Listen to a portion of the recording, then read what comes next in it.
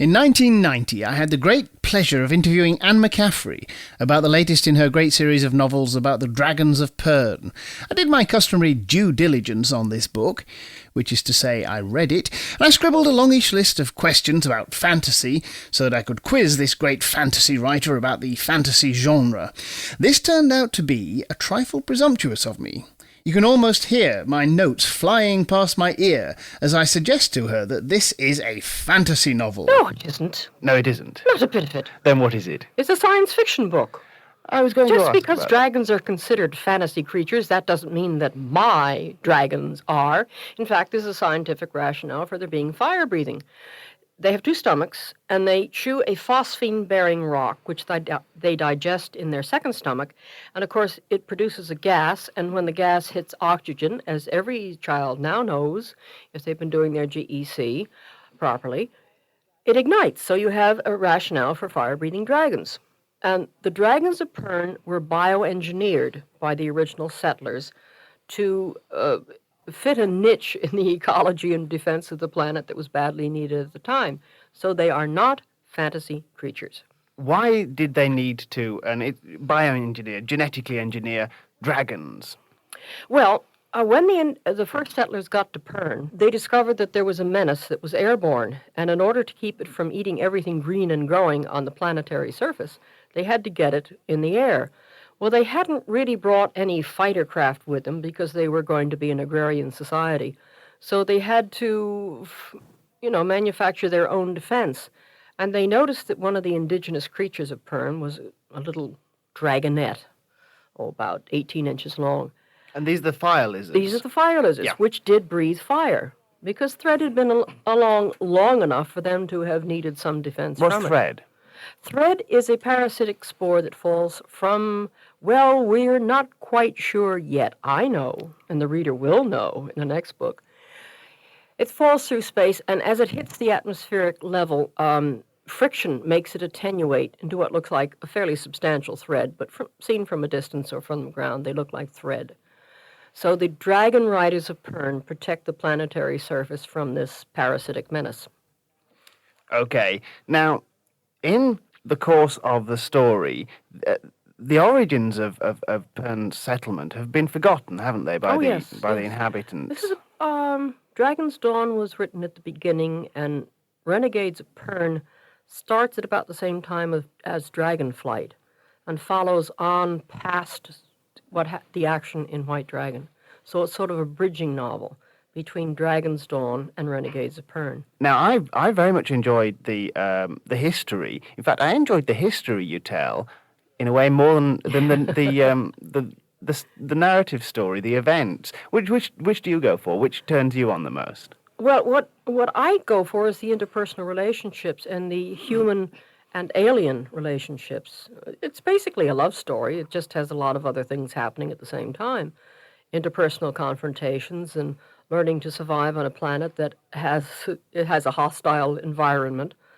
I only started to write a short story to improve the picture of dragons, and 1,000,000 words later, I'm not allowed to stop writing about the planet Pern. Why do dragons exert such a powerful influence on the human imagination? Now, I had to think about that, because when I wrote the short story, I was writing from instinct.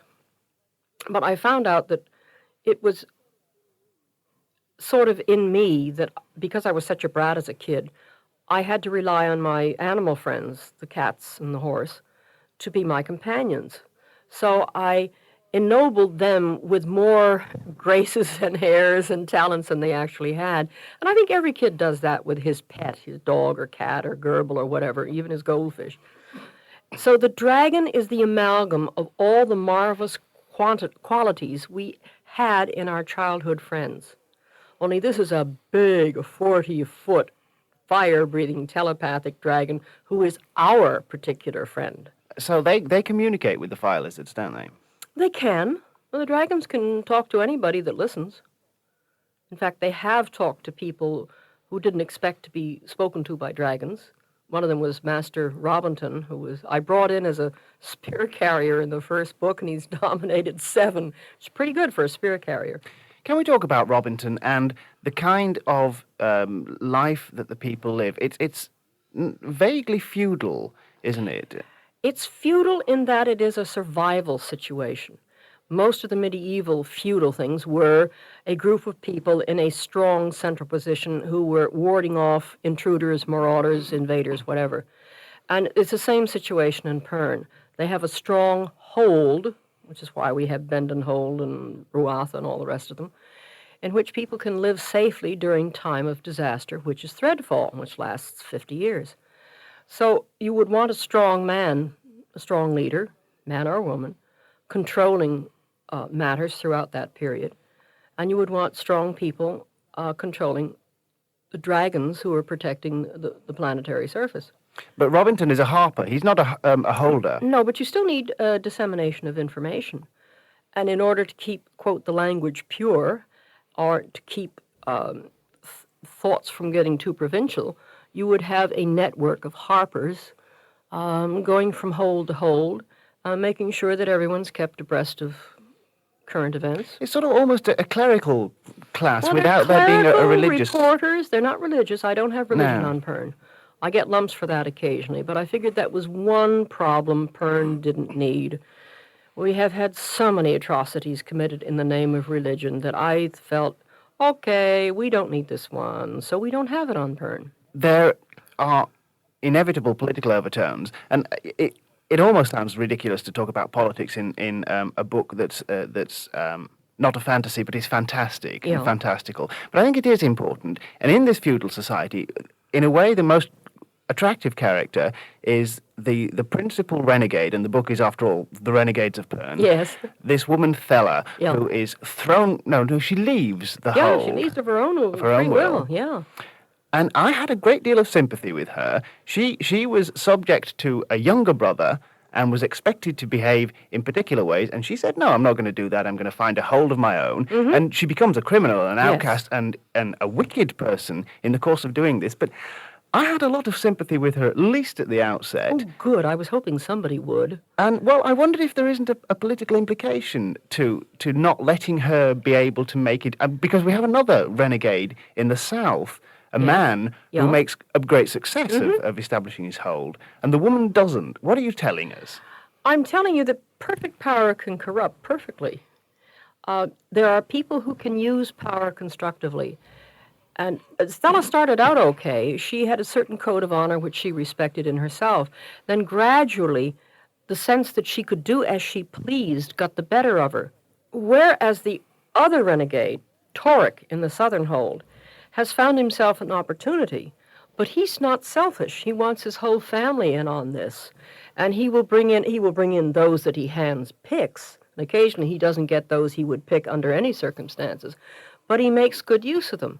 So he is a constructive power wielder rather than Thella, whom it corrupts. And there are other people. I wanted to portray that there are two sides to this planet, well, many sides to this planet, and they're not always fair and equitable, so it's not a utopia.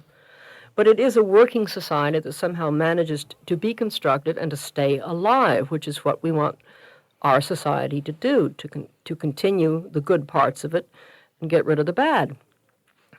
What part of Anne McCaffrey goes into these books? What is the special pleasure of creating your own world where you can decide that there isn't going to be religion and you can... That's power, too. Simple megalomania? You're right, simple megalomania. No, as I say, Pern started out as a short story.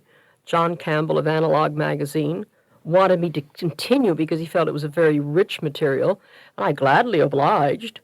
And it has grown into over 1 million words. And I keep seeing new aspects of Pern that I would like to discuss. New ends I have to tie up. For instance, in Dragon's Dawn, I have left a homing capsule going back to the home planet Earth. And what happens? Did it get there? Did someone find it? Well, I'll do a short story about that because it's not book-worthy, shall we say. But I will tie up other ends. And then go on with the main story, which is getting rid of this menace. And what happens then, kids? Well, I have the answers. But it's been fun. It's like an immense chess game that I'm playing out. I get input from people, for instance, Jack Cohen, who was senior lecturer of reproductive biology, at Birmingham University has been invaluable to me in giving me the scientific rationale and the expertise that I did not ever acquire in college. As Jack says, Anne, you're a very intelligent woman, but you are ignorant of many things. And I know that. If you accept that, you come out ahead, because you're not too arrogant to say, well, I don't know. And there's a lot I don't know about Pern, and I discover as much when I write as anyone else. Anne McCaffrey, thank you very much. Thank you, Tim. Renegades of Pern is published by Bantam Press at £12.95, and it's out now.